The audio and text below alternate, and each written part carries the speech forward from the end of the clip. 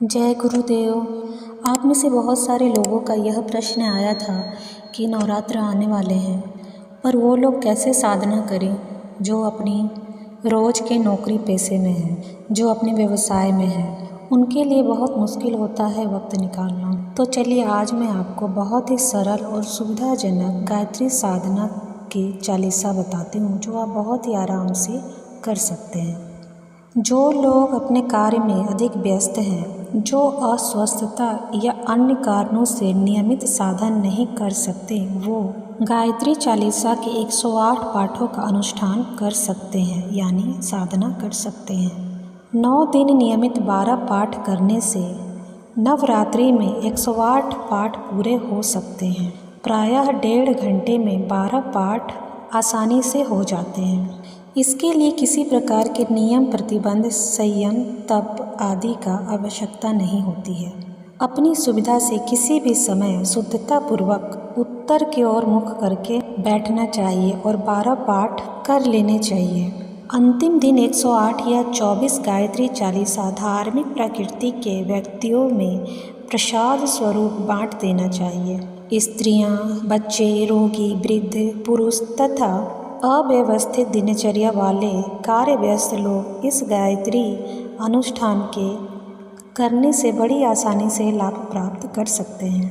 यूँ तो गायत्री उपासना सदा ही कल्याणकारक होता है, पर नवरात्रि में इसका फल विशेष होता है। गायत्री को भूलोक की कामधेनु कहा गया है। यह आत्मा की समस्त क्षुब्धता पिपासाओं को शांत करती है। जन्म मृत्यु के चक्र से छुड़वाने के सामर्थ्य से परिपूर्ण होने के कारण उसे अमृत भी कहते हैं। गायत्री का स्पर्श करने वाला व्यक्ति कुछ से बहुत कुछ हो जाता है, इसलिए उसे पारसमणि भी कहते हैं। अभाव, कष्ट, विपत्ति, चिंता, शोक एवं निराशा की घड़ियों गायत्री का आश्रय लेने से तुरंत शांति मिलती है। माता की कृपा प्राप्त होने से पर्वत के समान दिखने वाले संकट राई के समान हल्के हो जाते हैं और अंधकार में भी आशा की किरणें प्रकाशमान होती है। गायत्री को शक्तिमान, सर्वसिद्धि दायिनी, सर्व कष्ट निवारणी कहा गया है। इससे सरल, सुगम, हानि रहित, सौल, परम साध्य एवं शीघ्र फलदायिनी साधना और कोई नहीं। इतना निश्चित है कि कभी किसी की गायत्री साधना निसफल नहीं जाती।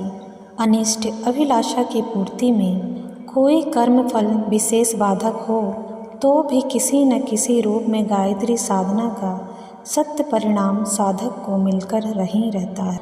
उल्टा या हानिकारक परिणाम होने की तो गायत्री साधना में कभी कोई संभावना ही नहीं हुई। यूँ तो गायत्री साधना सदा ही कल्याणकारक होती है, पर नवरात्रि में तो यह उपासना विशेष रूप से श्रेयकर होती है। इसलिए श्रद्धापूर्वक अथवा परीक्षा एवं प्रयोग रूप में ही सही उससे अपनाने के लिए हम प्रेमी पाठकों को अनुरोध करते हैं कि गायत्री साधना के सत्य परिणामों पर हमारा अटूट विश्वास है।